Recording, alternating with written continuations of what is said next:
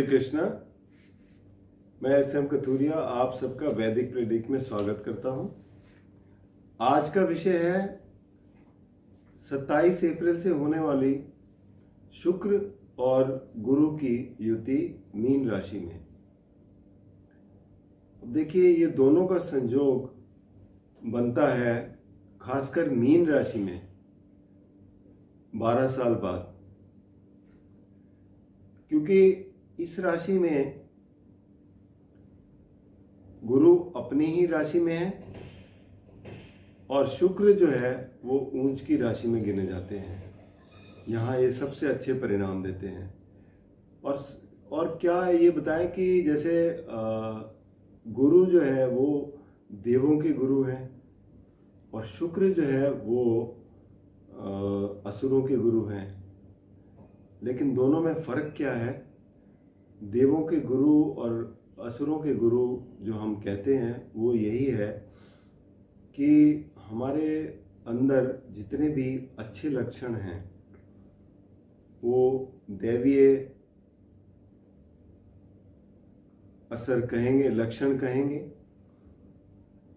और उनके लिए गुरु लाभकारी सिद्ध होते हैं, क्योंकि वो हमेशा राइट डायरेक्शन में ले जाते हैं, अच्छी सलाह देते हैं। लेकिन शुक्र जो है, क्योंकि जो हमारे अंदर कुछ नेगेटिव चीज़ें भी हैं उनको भी साथ लेके चलते हैं, इसलिए शुक्र थोड़ा फ्लेक्सिबल है। और हम इसलिए उनको अलग अलग इसलिए कहते हैं क्योंकि आसुरी शक्तियाँ कहते हैं ना कि कोई चीज़ अगर हमारे अंदर कुछ कमियां हैं तो उसको भी वो साथ लेके चलते हैं, इसलिए वो जो है फ्लेक्सिबल होके चलते हैं। तो दोनों ही वैसे सौम्य ग्रह हैं, दोनों ही बड़े अच्छे माने जाते हैं, परिणाम दोनों ही अच्छे देते हैं। अब कैसे रिजल्ट देंगे 27 तारीख से तकरीबन एक महीने के लिए अलग अलग राशि वालों के लिए, क्योंकि ये मेष राशि के लिए द्वादश भाव में इनकी युति हो रही है। द्वादश भाव जो है आध्यात्म का भाव है और शुक्र के लिए बहुत अच्छा है, क्योंकि शुक्र यहाँ पर आपको लग्जरीज देता है, आराम की चीज़ें देता है, क्योंकि द्वादश भाव भी आराम से ही जुड़ा हुआ है।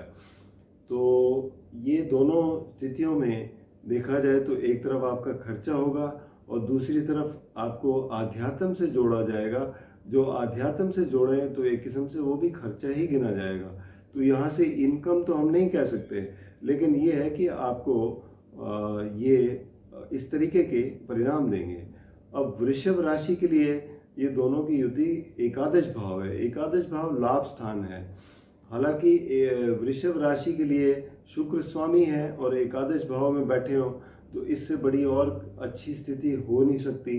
आपको धन लाभ बहुत अधिक होगा, अच्छा होगा, चाहे आप नौकरी में हैं या आप बिजनेस में हैं। और गुरु भी बैठे हैं जो कि हालांकि फंक्शनल मैलेफिक है, लेकिन अष्टम और एकादश भाव के स्वामी होते हुए आपको अचानक बहुत बड़ा धन लाभ दे सकते हैं। तो दोनों की युति आपके लिए बहुत अच्छी है। मिथुन राशि की बात करें तो ये दशम भाव में यहाँ पर युति बन रही है। दशम भाव कार्य क्षेत्र है और यहाँ पर अगर गुरु स्वयं अपनी राशि में है और शुक्र भी है तो इसका मतलब ये है कि आप कार्य क्षेत्र में काफ़ी अपनी बुद्धिमत्ता से, अपनी सोच, अच्छी सोच से आगे बढ़ पाएंगे, अपने सुपीरियर्स को, अपने सीनियर्स को खुश कर पाएंगे।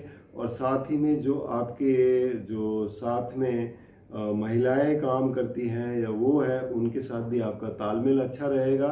और शुक्र से जुड़े हुए जो कार्य हैं, जैसे अगर आप किसी मीडिया में हैं, आप होटल इंडस्ट्री में हैं, उन सब जगह में आपको ये काफ़ी लाभ पहुंचाएंगे। इसके अलावा अब बात करें आपके कर्क राशि की, तो कर्क राशि के लिए गुरु बैठे हैं नवम भाव में और कर्क राशि पर इनका एस्पेक्ट भी आ रहा है। तो ये बहुत अच्छी स्थिति में है, आपको काफ़ी ये सेव करते हैं इस तरीके से ये बैठ के यहाँ पर। और साथ ही में आपको धर्म के साथ जोड़ेंगे। और इस कार्य क्षेत्र में भी अगर आपकी कोई यात्राएं होती हैं उनसे भी आपको लाभ मिलेगा। कोई सामाजिक कार्यक्रम भी हो तो उसमें भी आपका मान सम्मान बढ़ेगा। तो ये स्थिति आपके लिए भी बहुत अच्छी है। इसके अलावा अब बात करें आपके सिंह राशि की, तो सिंह राशि के लिए गुरु जो है वो और शुक्र की युति अष्टम भाव में हो रही है। अष्टम भाव देखा जाए तो एक बहुत ही गहरा वो है, भाव है। इसे हालांकि हम आयु भाव भी बोलते हैं। और यहाँ से कुछ ऐसी चीज़ें भी होती हैं जिससे अचानक से जिससे लाभ भी मिलता है, नुकसान भी होता है। लेकिन यहाँ क्योंकि गुरु और शुक्र दोनों ही अच्छी स्थिति में है, तो पॉसिबिलिटी पूरी यही बनती है कि अचानक से आपको कोई बहुत अच्छा धन लाभ हो सकता है या कोई प्रॉपर्टी में लाभ हो सकता है। आपको कन्या राशि की बात करें तो कन्या राशि के लिए ये स्थिति सप्तम भाव में बन रही है, गुरु और शुक्र की। सप्तम भाव जो कि आपके पति या पत्नी का है, या आपके पार्टनरशिप का है, बिजनेस का, और आपके बिजनेस से रिलेटेड या जॉब से रिलेटेड यात्राओं का है, या आपके जो बाहर की कॉन्टैक्ट्स हैं, उन सब में आपको यहाँ बहुत अच्छी स्थिति है और आपको लाभ मिलने जा रहा है और बहुत ही सुखद स्थिति है आपके लिए।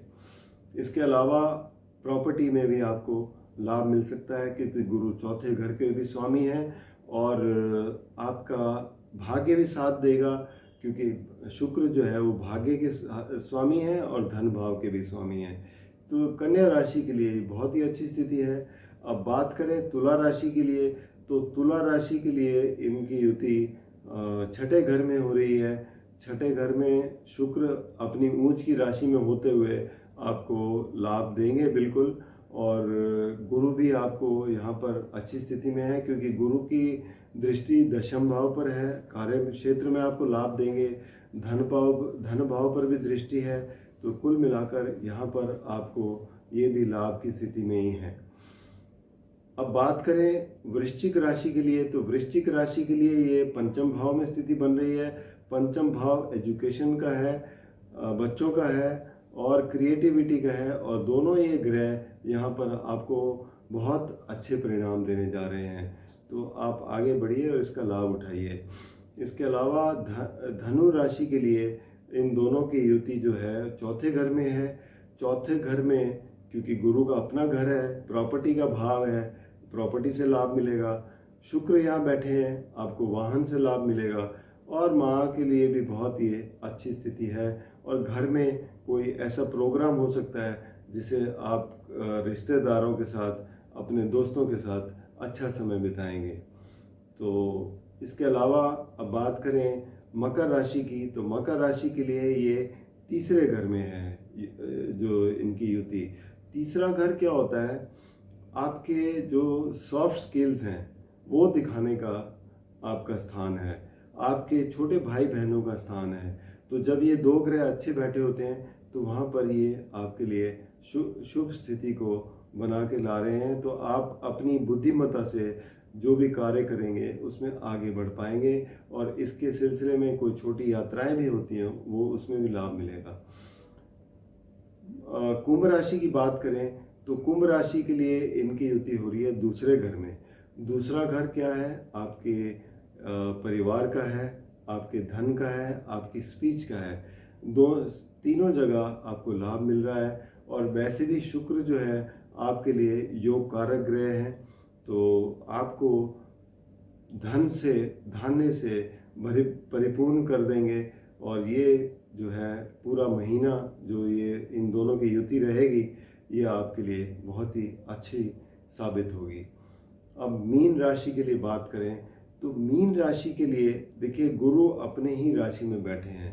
अब यहाँ पर थोड़ा सा अंतर आ गया क्योंकि शुक्र जो है ऊंच की राशि में बैठे हैं, लेकिन सबसे बड़ी बात यह है कि ये तीसरे और आठवें घर के स्वामी हैं, तो अपने साथ कोई नकारात्मकता भी लेके आ रहे हैं।